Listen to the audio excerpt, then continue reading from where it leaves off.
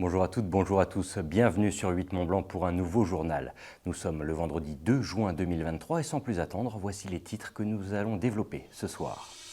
Les initiatives en faveur de l'environnement se multiplient sur notre territoire. Ce jeudi, c'est sur le lac du Bourget que des nouveautés sont apparues via la Compagnie du Lac qui vient de se doter de ses premiers bateaux électriques. Les premiers d'une longue série, nous le verrons. Puis nous partirons sur les traces de savoir-faire oubliés. Depuis près d'un quart de siècle, les membres de l'association Patrimoine et Tradition se sont lancés dans la restauration d'une vieille scierie des Aravis. Un labeur qui leur ouvre aujourd'hui de nombreuses portes dans le hameau. C'est une petite révolution sur les eaux du Bourget. La Compagnie du Lac a lancé il y a peu sa transition du thermique vers l'électrique. 3 bateaux ont pour l'instant été financés, toujours dans le but de la décarbonation. Un projet qui s'inscrit dans une volonté de rendre le trafic lacustre plus respectueux de l'environnement. Manon Toiti était sur place, on regarde son reportage.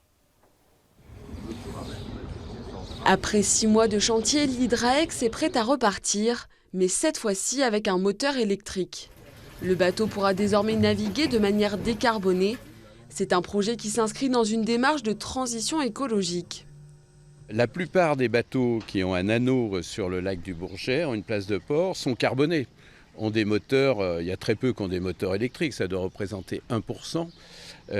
Donc évidemment, il faut prévoir ce qui se passera dans 10 ans, dans 15 ans, dans 20 ans. Comment ces bateaux seront remplacés petit à petit. D'abord, il faut qu'il y ait une offre, il faut que les gens puissent acheter des bateaux qui soient décarbonés. On ne naviguera plus de la même façon dans 20 ans sur le lac du Bourget. Parmi les 3000 bateaux du port, près d'une trentaine sont obsolètes chaque année. Jusqu'ici, les propriétaires n'avaient pas de réelle solution pour s'en débarrasser. Depuis peu, un centre de déconstruction a ouvert à Chambéry.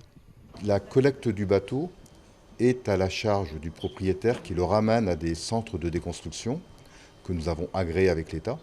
Et la déconstruction en elle-même est gratuite, ce qui est quand même une avancée très importante puisque ça permet de donner au propriétaire une possibilité de se débarrasser d'un bateau qu'il ne sait pas quoi faire, qui traîne ou dans son jardin ou dans un port et qui n'est plus en état de naviguer. Mais ces nouveautés s'accompagnent aussi par des changements d'usage. La grande majorité des plaisanciers sont propriétaires, mais ne naviguent pas tout au long de l'année. D'autres offres émergent, comme les boat clubs, avec des réservations de bateaux à la journée. Le bateau, au lieu que je l'utilise peut-être 10 jours par an pendant mes vacances, lui va être utilisé pendant 3-4 mois, puisque d'autres personnes vont faire comme moi. Donc c'est une solution qui avance, un peu lentement, mais qui avance et qui va certainement aider à libérer des places dans les ports, à permettre à plus de personnes d'aller sur l'eau, ce qui est très important, et aussi à être plus vertueux, parce que plus un bateau est utilisé, normalement, plus l'impact écologique qu'il a est mieux réparti, donc je pense que c'est une très bonne chose. Pour l'instant, aucune mesure gouvernementale ou préfectorale n'impose d'en finir avec les moteurs thermiques. L'investissement pour la décarbonation des bateaux de la Compagnie du Lac s'élève à 3 millions d'euros. Dès septembre, la moitié de sa flotte sera électrique. Nommée le 11 janvier dernier comme préfète du Rhône et de la région Auvergne-Rhône-Alpes, Fabienne Bussiot a effectué sa toute première visite officielle en Haute-Savoie ce vendredi. Au programme de cette journée, une visite du campus de Groisy le temps d'une matinée, puis celle de 2 entreprises basées au parc des Glaisins l'après-midi. La représentante de l'État a notamment pu se rendre au siège de la société familiale Millet, comme vous pouvez le voir sur ces images signées Sébastien Germain. Fabienne Bussiot s'est ainsi rendu compte sur le terrain de la bonne santé de cette entreprise, véritable bastion de l'industrie du sport outdoor et fleuron de la Haute-Savoie. Je vous propose d'écouter sa réaction juste après cette visite.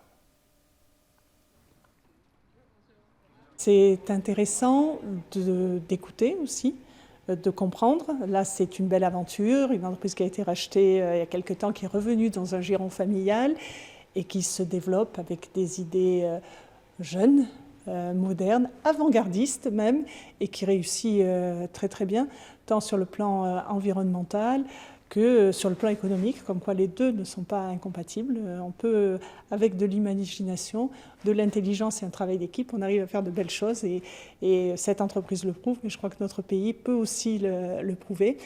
Voilà, donc c'est important de rencontrer le monde économique. Ce matin, j'étais plutôt dans le domaine de l'apprentissage, donc penser aux jeunes aussi, aux apprentis. Voilà, je trouve que Il faut se rendre compte que notre pays, on a toujours tendance à parler de ce qui marche moins bien, mais il y a aussi des choses qui marchent très bien et qu'on a besoin aussi de se projeter dans l'avenir et d'être fier de ce que l'on fait en France. En tout cas, moi j'en suis fière. Et puis mon rôle en tant que représentante de l'État, c'est aussi parfois de comprendre, là on en profite pour me dire, le préfet, là on a un blocage administratif, là il y a cette chose-là, ce qui ne marche pas, est-ce que vous pourriez nous aider? Et souvent, quand on se met autour de la table, modestement, mais j'espère efficacement, nous, on arrive aussi à régler des choses. C'est aussi, en tout cas moi j'ai besoin de ce contact avec le terrain. C'est bien les dossiers, c'est bien d'être dans son bureau, mais c'est tellement mieux de parler et d'échanger avec les autres. Sur un tout autre dossier, il perpétue un savoir-faire perdu. À la Clusaz, dans les Aravis, les membres de l'association Patrimoine et Tradition se réunissent tous les vendredis pour faire tourner l'ancienne scierie du village qui fonctionne toujours grâce à la force de l'eau. Après plus de 20 années d'efforts, leur travail a aujourd'hui permis de reconstituer un véritable hameau d'antan, comme vous allez le voir avec ce reportage réalisé par Lucas Ruche. Déplacer cette énorme grume d'épicéa à la force des bras et de cette ancienne poulie est un défi quasi hebdomadaire pour les membres de cette association. Tous les vendredis, ils se retrouvent dans cette scierie traditionnelle qu'ils ont eux-mêmes restaurée. Fonctionnant grâce à la force générée par l'eau de ce ruisseau, cette scierie tourne comme à ses débuts il y a près de 2 siècles. Les membres de l'association perpétuent ainsi un savoir-faire très cher à leurs yeux. C'est là qu'on se rend compte qu'on n'a rien inventé. Ouais. Les anciens avaient des idées. On travaille à la méthode ancienne, quoi. Voilà, c'est ça. Comme autrefois, à l'identique. Voilà. C'est ça, c'était bien. Passionnés par le patrimoine de leur commune, tous ces retraités aiment aussi se retrouver autour d'un vrai moment de convivialité. Il y a l'entente avec les copains, là, les collègues. Et puis on s'entend bien, on s'entraide, et puis ça occupe une journée dans la semaine. Hein. En retraite, on n'est pas toujours débordé, hein, comme on dit. Hein. Grâce à leur précieux travail, les membres de l'association rénovent de nombreux sites patrimoniaux de la Clusaz. Ils coupent aujourd'hui du bois pour réaliser la charpente d'un chalet de montagne. Il y a beaucoup de choses anciennes, des vieux chalets qui ont disparu, tout ça, voilà. Mais donc ça, même au niveau touristique, c'est important que les personnes qui sont en vacances ici viennent visiter des choses comme ça. Et la tradition, c'est aussi on a remis en route des fours, ce qu'on appelle le four banal pour le pain, quoi. Et 4 à 5 fois par an, on refait du pain comme il était fait autrefois. Si vous voulez observer le travail de l'association clusienne Patrimoine et Tradition, sachez que la scierie est visitable uniquement sur rendez-vous. La fête du lac sera de retour à Annecy le 5 août prochain. Cette 91e édition rendra notamment hommage aux différentes comédies musicales de tout temps.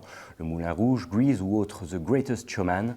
Et pour la première fois, la municipalité a dévoilé ce vendredi le bilan carbone de l'édition 2022. Il s'élève à 6,73 tonnes de CO2, soit l'équivalent de 4 allers-retours Paris-New York. Un bilan qui n'inclut toutefois pas les émissions émises par les transports des spectateurs. De fait, l'enjeu principal pour les organisateurs sera donc de tenter de réduire ce bilan carbone et celui des prochaines éditions. Cela en privilégiant les mobilités douces ou l'utilisation de 500 drones qui viendront s'ajouter aux feux d'artifice. On écoute les précisions du maire d'Annecy au micro de Camille Privat. Tout ce que l'on a fait, c'est-à-dire des feux qui sont... La fête du lac, ça fait partie du patrimoine de la ville, c'est un patrimoine culturel important. Donc il n'est pas question de dire on arrête la fête du lac, comme j'ai pu l'entendre ici ou là, mais il faut aussi mesurer le fait que ça a un impact en termes de gaz à effet de serre. On sait qu'on est invité à la responsabilité et les uns et les autres. Donc oui, il faut agir dans ce sens-là. Le premier travail qui a été fait, c'est de travailler avec des produits et on a insisté auprès des fabricants de produire des fusées qui soient le plus écologiques possible. On ne va pas se mentir, il y a toujours un impact. En revanche, ce qu'il faut dire, 6 tonnes, ça représente quoi 6 tonnes 6 tonnes, ça représente entre 4 et 5 Paris-New York. Donc c'est vrai que c'est un impact important. Mais je peux vous dire aussi que, par exemple, si une centaine de personnes sur l'année reçoivent 30 mails, envoient 30 mails avec une pièce jointe, et ben l'impact, il est de 13 tonnes. Donc voilà, ce que je retiens, c'est la leçon, c'est qu'on avance sur le sujet et qu'il va falloir qu'on s'améliore. On va rester dans les festivals du territoire, mais en changeant de thématique. En effet, ce samedi, l'association Crangevrier Animation organise une journée dédiée à l'environnement sur le site des papeteries, qui, pour rappel, abritait autrefois une usine de papier. Il s'agit du Green Festival. Au programme ateliers, projections de films et expositions d'artisans locaux éco-responsables. Une nouvelle formule qui voit donc plus grand. De fait, le festival a pour objectif de sensibiliser le public aux enjeux environnementaux actuels. Raphaël Torres, comptant parmi les coordinateurs et organisateur de l'événement, a détaillé le programme à Agathe Crinchamp. On l'écoute.